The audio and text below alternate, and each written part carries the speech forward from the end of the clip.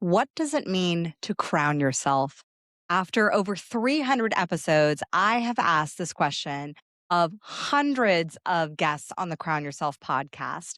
Crown Yourself has been a high performance business coaching company for the past decade.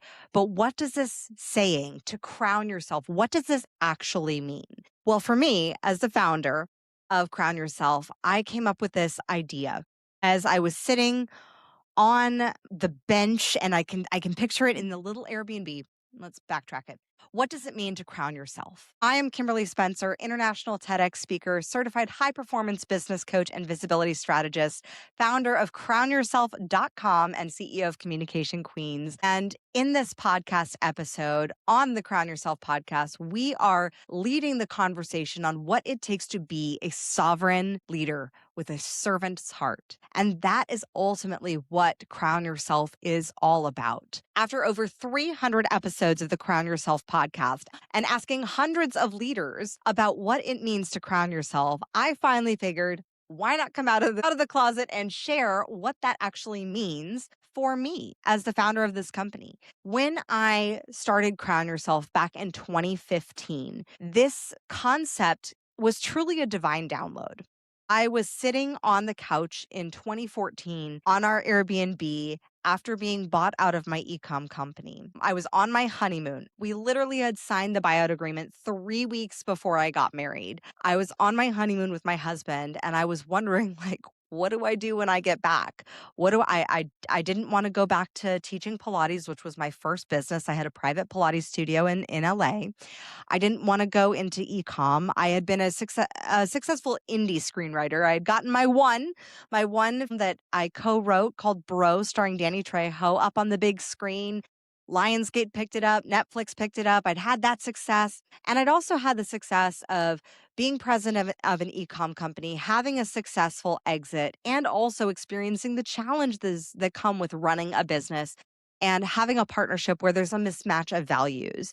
And during my time with my e-com company, I was dealing with so much stress, and so much so that my hair was falling out. I'd gained weight. I was waking up at 3 a.m. With night sweats and panic about customer emails. And after being bought out of that company, I was feeling like business should be more holistic.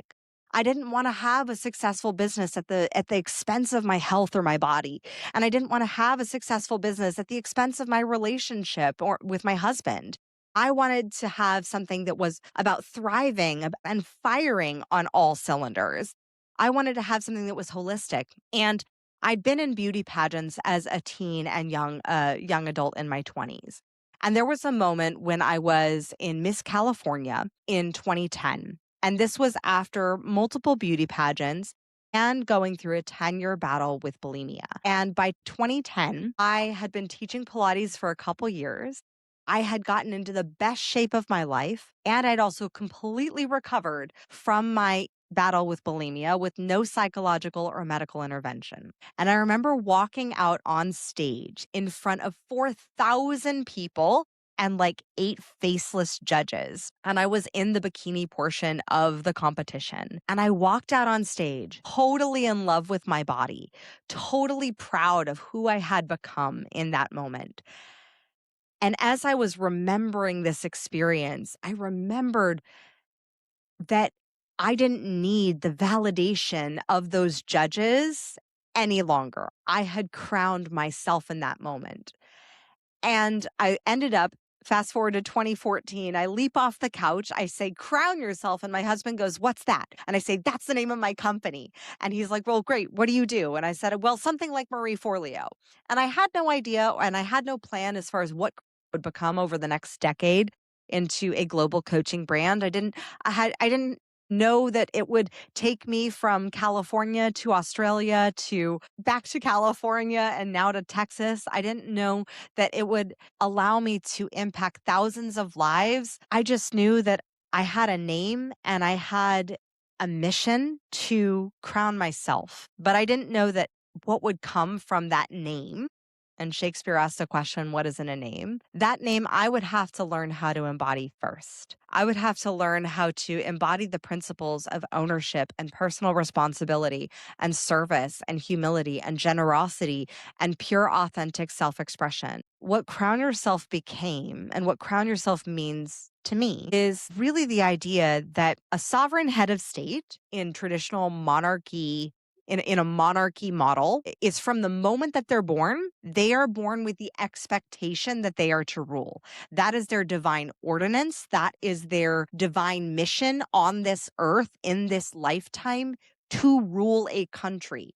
And now when you say it, sometimes it sounds a little crazy. Like, wait, they're just born, and just by pure bloodline, by pure who they were born to be, in that role, they are now being raised and trained and groomed to rule a country. And I thought about that, and I thought, well, what about the dreams that you have on your heart? What about the dreams that I have on my heart? What if in that same model, what if the monarchy system wasn't so far off? And what if actually that system is actually accurate, in that every dream that you have placed on your heart was placed there by the divine as a divine ordinance for you to enact and build and create in this lifetime? What if that dream, that goal, that vision that you have is actually a mission plan that you need to take and enact and create and build and become the leader and steward of that mission? What if these dreams we are stewards of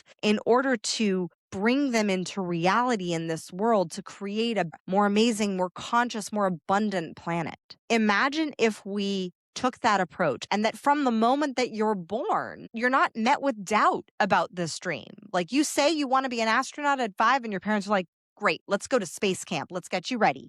Let's get you in engineering training. Let's get you well-trained in math. Let's get you prepared and in some extra science classes because you want to be an astronaut. That is your dream. Or you want to be a pilot. And your parents say, okay, great. Let's get you in a mastermind of pilots at 5. Because what happens with a sovereign head of state is from the moment that they're born, they are not met with doubt.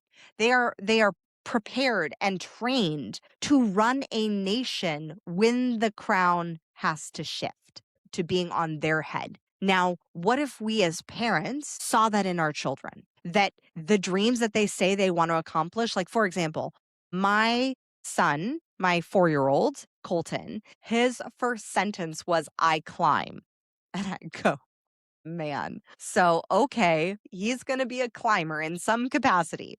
So I looked at, okay, well, rock climbing Olympics, if that's how he wants to go, gymnastics, let's get him into that. Build a rock wall. Let's add some things that he can climb in our home so he can practice this thing that he is naturally talented and gifted in. Imagine if you treated yourself with the same respect and reverence for the dreams that you have. You want to be a solo best-selling author? Amazing. No longer are you met with the doubters of like, oh, do you really want to write a book? Or, oh, that sounds really hard. Or, oh, I tried to write a book, but it wasn't for me. Instead, you surround yourself with authors who have done it. You put yourself into masterminds. You find yourself a mentor who's actually gone and been a solo best-selling author, and you get their support and their mentorship and guidance so that you can achieve that goal like any sovereign head of state does, so that they will be prepared to run a country, so that you can be prepared to run your authorship or to run your business. If you have the desire to be a founder and to launch a multi-million-dollar business into this world, then instead of saying, oh, I'm just a small business owner, that keeps your vision small. You're a big business owner. You want to be a multi-million-dollar big business owner. Okay, great. And so you surround yourself and you put yourself in masterminds and you get a team of mentors, coaches, guides, supporters that are championing you in becoming who you were meant to be based on the dreams that you have on your heart. Now, where we have to be aware of this is where pride and Plagiarized programming comes into play, of other people's dreams of what they said that we should reach for suddenly becomes our goal that we perform for, but that's not actually the dream that is on our heart. That is not actually the thing that we were put on this planet to do. That's where we have to be aware of, because that's where we end up missing the mark. So to crown yourself means stepping into that servant leadership and then being that testimony for possibility for others. It means to then be in that role of servant leader to lead with your gifts and your talents that were given to you by the divine. Here's the thing. It's called a gift. It's called a gift. And it's your choice to use those gifts. But personally, I love the line from, I think it's in Spider-Man when he says to Iron Man, he says that there's a responsibility that when you have a certain skill set or when you're gifted with certain powers, like he was gifted with radioactive Spidey hang from a building powers, the superhero powers. But when you're gifted a talent, you don't go bury that.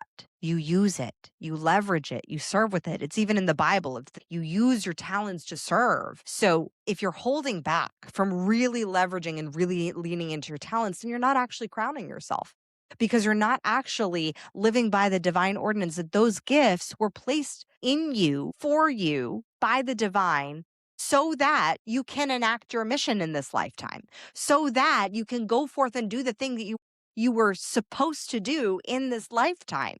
That is literally your divine destiny for you to go forth and create in this world. Your job is to crown yourself and then to lead with a servant's heart as the example of what's possible for others. It's not sniffing your nose or snubbing your nose at the little peons down below because you're queen and you're a sovereign and they're not. It is saying, I am a sovereign being and so are you. Maybe I'm farther along on my path, but let me light the way so that you can climb as well. It's recognizing and having reverence that any human that you stand face to face with, any human that you encounter is also a sovereign of their domain, of their world. They are the main character of their story. And when they get caught up in people pleasing and the plagiarized programming of our limiting beliefs and trying to cater themselves or adapt themselves to fit into areas that they weren't really meant to be,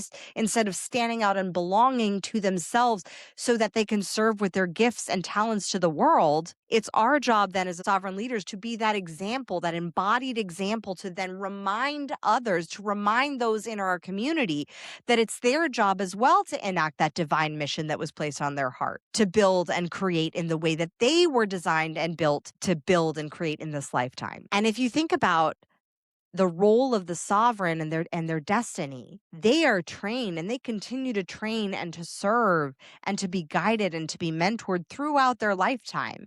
It is not a one and done moment. Crown yourself is a daily action of recognizing who the heck you are and of recognizing who to F you are and who you were placed here on this planet to become, to serve with your light, your gifts, your talents, to take ownership and personal responsibility for your mission and for being a conscious creator of your reality. To crown yourself means that you're no longer a victim to your circumstances or to your past, but you are actively, consciously claiming your power in this moment, that you are a creator, co-creating with divine consciousness, the universe, God, source, however you want to label that interconnected compassion that flows through us all and through all of nature, and that you were placed here to fulfill this mission in this lifetime. That is your mission, conquer. And it's not a moment when you've arrived, because there will always be another Everest for as long as you're on this planet. There will always be another mountain to climb. And there will also be guides along the way for every mountain that you're climbing who hopefully are lighting the way back so that you can find your path as well, so that you can rise into your reign. That is what it means to crown yourself. And if you're here and you love this episode and you're like, oh my gosh, I need to get into a community that I can be seen as the sovereign that I am, as the king or the queen that I am of my life, and support others and see others in their highest timeline, in their crown, and where we all just reign together, then jump into our Reign Together collective community. This is our monthly coaching membership where we actively straighten each other's crowns and move forward collectively together, serving and supporting and championing each other as we rise into our reign. And if you love this episode, make sure you hit the subscribe button so you never miss an episode from the Crown Yourself podcast. Thank you so much for being here, and I will see you in the next episode. Thank you so much for tuning in today. If what you heard resonated with you, be sure to subscribe and start creating a bigger impact now by sharing this with a friend. Just by doing that one simple act of kindness, you are creating a royal ripple to support more people in their sovereignty.